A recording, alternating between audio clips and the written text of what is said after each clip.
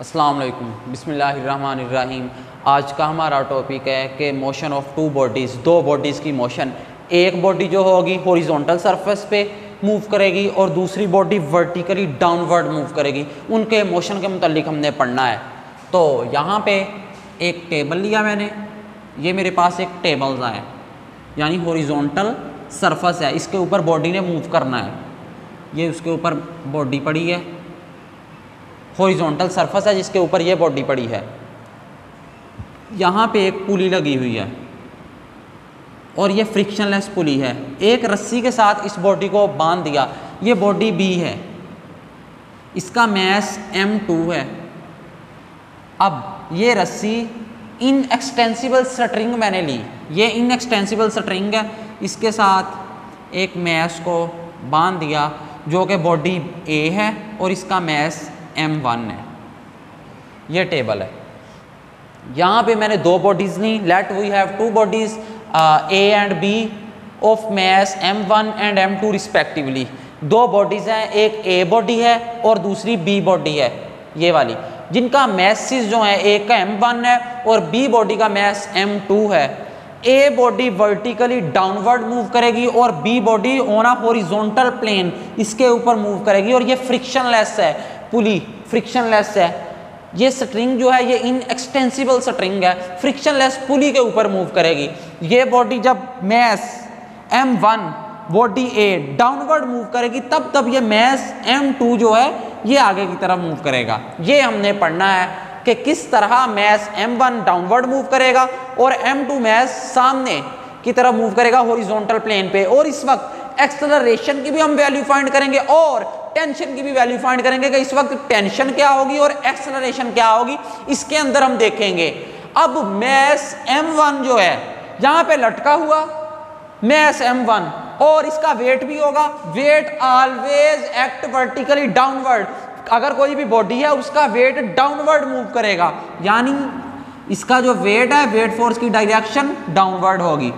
जब भी कोई बॉडी हो आपने उसकी वेट फोर्स की डायरेक्शन देखनी हो तो वो ऑलवेज वर्टिकली डाउनवर्ड, वो डाउनवर्ड होगी नीचे की तरफ, यानी W is equal to mg होता है। यहाँ पे मैस m1 है तो m1g, ये वेट आ गया इसका मैस m1 का।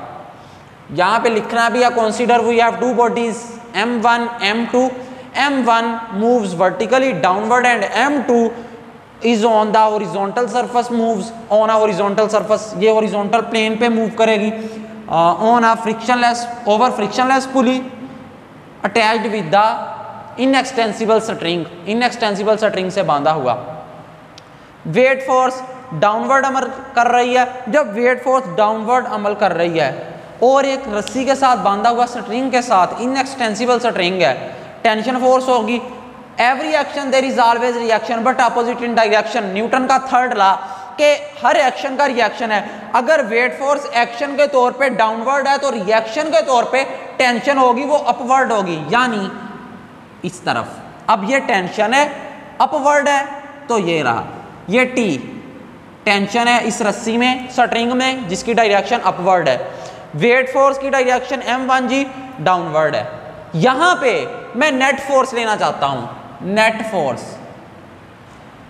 Force acting on mass m1 mass पे नेट फोर्स कितनी अमल कर रही है मैं ये लेना चाहता हूं। तो नेट फोर्स क्या होगी, ये मूव डाउनवर्ड करेगा, मैस m1 डाउनवर्ड मूव कर रहा।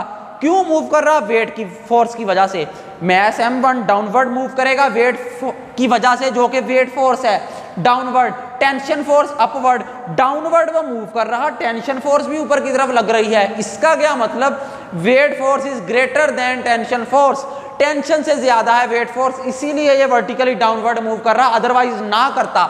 यहाँ पे weight force greater than tension force, weight force greater है टेंशन फोर्स से। अगर यूं है तो फिर ये डाउनवर्ड मूव कर रहा है, तो यहाँ पे वेट फोर्स ग्रेटर है तो वेट फोर्स में से माइनस करेंगे वेट फोर्स W, और W किसके इक्वल है, m1g। W माइनस ये वाला टेंशन फोर्स, तो W की जगह पे मैं वैल्यू पुट करूंगा। W किसके इक्वल है, m1g माइनस ये वाला, साथ tension. Net force on mass M1 कितनी लग रही है, M1G माइनस टी। W ये वेट फोर्स है, डाउनवर्ड है, इसकी वैल्यू कितनी है M1G, क्योंकि W is equal to mg, m mass, g gravitational acceleration, तो M1G माइनस टी। टी कौन सा, टेंशन वाला जो ऊपर लिख चुका हूं, W माइनस टी, W की जगह पे वैल्यू आ गई M1G माइनस टी। यहां पे ये नेट फोर्स है, net force on mass M1 mass पे ये नेट फोर्स अप्लाई हो रही है जो कि M1G माइनस टी है। अब according to Newton second law, Newton के सेकंड लॉ के मुताबिक F is equal to ma, F is equal to ma according to Newton second law, according to Newton second law, Newton के दूसरे कानून के मुताबिक F is equal to ma, F force है किसके इक्वल है, ma के। तो यहां पे भी ये net force on mass M1, इस नेट फोर्स की जगह पे मैं पुट कर दूंगा न्यूटन के सेकंड लॉ के मुताबिक ma, यानी ये इक्वल आ गया ma is equal to M1G minus T. अब ये मैस F फोर्स किस पे नेट फोर्स अप्लाई हो रही है, M1 मैस पे, तो यहाँ पे M की जगह पे M1 आ जाएगा। क्यों, क्योंकि ये फोर्स नेट फोर्स हम मैस M1 पे ले रहे हैं। अगर M1 पे ले रहे हैं तो यहाँ पे मैस भी फिर M1 का ही आएगा, जो कि किस बॉडी का, A बॉडी का मैस M1 है, तो यहाँ पे भी M1 आ गया। साथ ही एक्सेलरेशन न्यूटन के सेकंड लॉ के मुताबिक इसकी जगह पे net force on mass M1, इस सारे की जगह पे ये नेट फोर्स है। नेट फोर्स किसके इक्वल होती है, न्यूटन का सेकंड लॉ कहता है F is equal to ma, यानी ma आ गया। तो M मैस है, इस बॉडी का मैस कितना M1, तो यहाँ पे M1a आ गया। इसको मैं इक्वेशन 1 का नाम दूंगा, ये इक्वेशन 1 है। अब ये तो मैंने ली M1 मैस के लिए, M2 भी मैस है, ये किस तरफ मूव कर रहा, आगे की तरफ, यूं आगे की तरफ मूव कर रहा, तो M2 मैस है, इसका वेट भी होगा, डेफिनेटली होगा। वेट की डायरेक्शन डाउनवर्ड, नीचे की तरफ। Weight W is equal to, W किसके इक्वल होता है, M1G में mg, यहाँ पे M1G है, क्यों, इसका मैस M1 था, तो यहाँ पे वेट किसके इक्वल होगा, M2G के, क्यों, मैस M2 है, जिसका मैस M1 उसके लिए वेट M1G, जिसका मैस M2 उसके लिए वेट M2G, क्योंकि W is equal to mg, W equal होता है mg के। तो यहाँ पे M2 जो मैस होगा इसकी वेट फोर्स डाउनवर्ड होगी, किस तरह, W is equal to M2G, W equal आ गया M2G के, जो कि डाउनवर्ड है, ये वेट फोर्स है। अब मैस जो है टेबल पे पड़ा है, ये कौन सा टेबल के अंदर दंस गया, ऊपर पड़ा है, इसका मतलब कि एक्शन का रिएक्शन हो रहा है न्यूटन के थर्ड लॉ के मुताबिक, according to third law of Newton's के तीसरे कानून के मुताबिक एक्शन का रिएक्शन है। अगर रिएक्शन है तो टेबल भी इसके ऊपर फोर्स लगाएगा, वो किस तरफ, upward, but opposite in direction, direction opposite हो जाएगी। पहले डाउनवर्ड था, वो वेट फोर्स था, आगे अपवर्ड टेबल लगाएगा इस मैस M2 के ऊपर, जो कि ऊपर की तरफ होगा। तो ये कौन सी फोर्स होगी, ये नॉर्मल रिएक्शन फोर्स होगी, इसको कैपिटल R से रिप्रेजेंट करेंगे। ये R क्या है, नॉर्मल रिएक्शन फोर्स।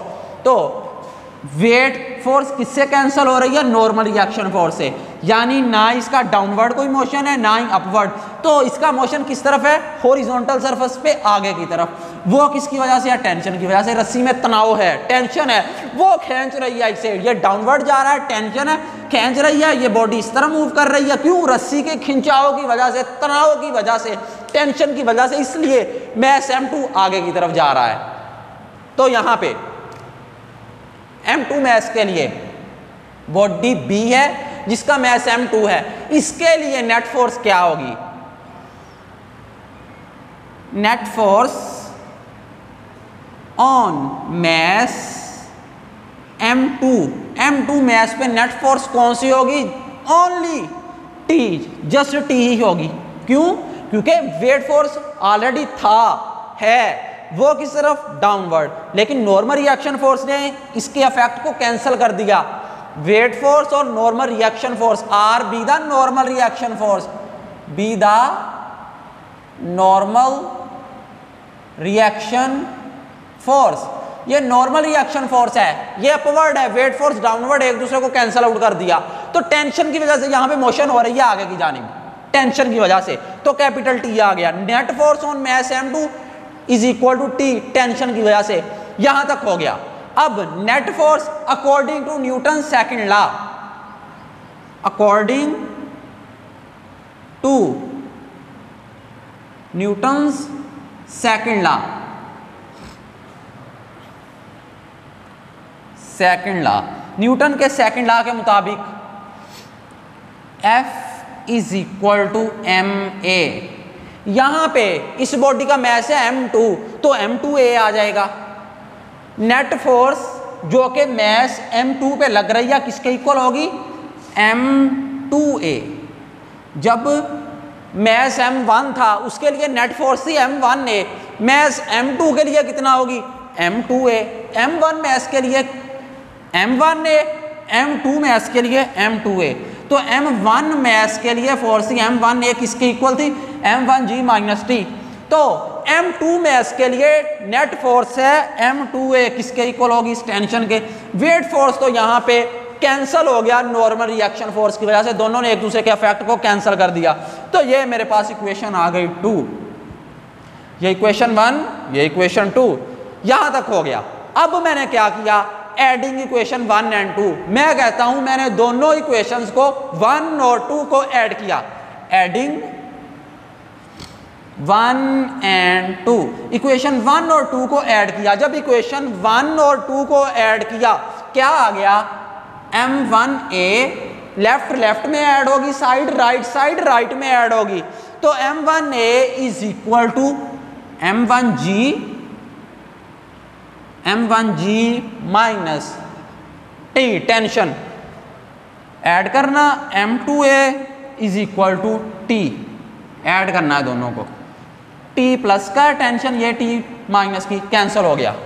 ये क्या आ गया, m1a plus m2a, m1a plus m2a is equal to का साइन, लेफ्ट साइड को लेफ्ट में ऐड कर दिया, ये m1a ये आ गया प्लस m2a ये वाला आ गया, इज इक्वल टू टेंशन से टेंशन कैंसिल, बच के आ गया m1g।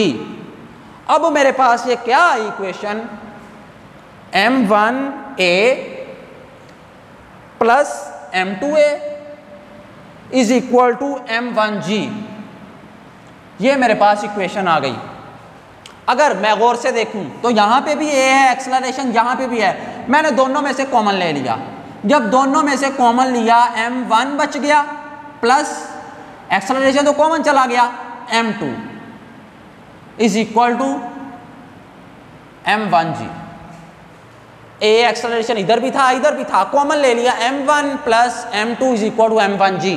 अब m1 प्लस m2 इधर एक्सेलरेशन से मल्टीप्लाई हो रहे हैं, उधर जाकर डिवाइड करेंगे, a is equal to m1g over m1 plus m2। ये m1 प्लस m2 एक्सेलरेशन से मल्टीप्लाई हो रहे थे, उधर जाकर डिवाइड हो जाएंगे, तो एक्सेलरेशन किसके इक्वल आ गया, m1g over m1 plus m2, ये m1 और m2 उधर जाकर डिवाइड करके, इसको इक्वेशन कहूंगा 3। ये इक्वेशन नंबर 3 है। इससे मैंने एक्सेलरेशन फाइंड कर लिया कि इसका एक्सेलरेशन क्या होगा, वो इक्वल आया, a is equal to m1g over m1 plus m2, acceleration find कर लिया।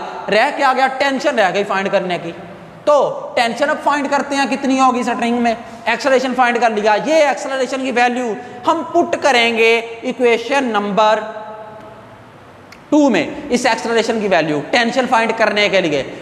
एक्सेलरेशन की वैल्यू क्या आई, m1g over m1 plus m2, इसकी वैल्यू को पुट करेंगे इक्वेशन नंबर 2 में। Put the value of acceleration in equation number 2, put the value of acceleration in equation number, किस equation में, 2 में, इन इक्वेशन नंबर 2। इक्वेशन 2 में जब पुट की मैंने एक्सेलरेशन की वैल्यू, इक्वेशन 2 क्या कहती है, m2a, m2 फिर साथ है a की जगह पे तो ये वैल्यू पुट करनी, वो किसके इक्वल है, m1g over m1 plus m2, a की जगह पे, इस a की जगह पे ये वैल्यू पुट करनी है, वो क्या है, m1g over m1 plus m2 is equal to, ये किसके इक्वल है, t, टेंशन के। अब m2 इसके न्यूमरेटर से मल्टीप्लाई होगा, m2 इस न्यूमरेटर से m1g से मल्टीप्लाई होगा। जब m2 इससे मल्टीप्लाई होगा क्या बन जाएगा, m1 साथ m2, m1 m2, m1 ये m2 over m1 plus m2 into ये g इज इक्वल टू किसके आ गया, t के, टेंशन के। ये m2 जब इससे मल्टीप्लाई हुआ, मैंने m1 को पहले लिख लिया, 3 मल्टीप्लाई बाई 4 इक्वल होता है 4 multiply by 3, commutative property hold होती है मल्टीप्लिकेशन में। तो m2 को बाद में लिख दिया, m1 को मैंने पहले लिख दिया, m1 इंटू m2, ये वाला m1 को पहले लिख दिया, m2 को बाद में, into g over m1 plus m2 is equal to t, इसके इक्वल आ गया। तो अगर m1 m2 over m1 plus m2 into g is equal to t के, ये सारा फैक्टर t के इक्वल है तो t भी सारे के इक्वल होगा। दिस इंप्लाइज दैट, इसका मतलब है t is equal to m1 m2 over m1 plus m2 into g। ये फाइंड कर ली मैंने टेंशन स्ट्रिंग में, ये एक्सेलरेशन फाइंड किया और ये इक्वेशन 4 जो है ये टेंशन फाइंड कर ली, यही करना था। ये था हमारा आज का टॉपिक। चलें जी, अल्लाह हाफिज।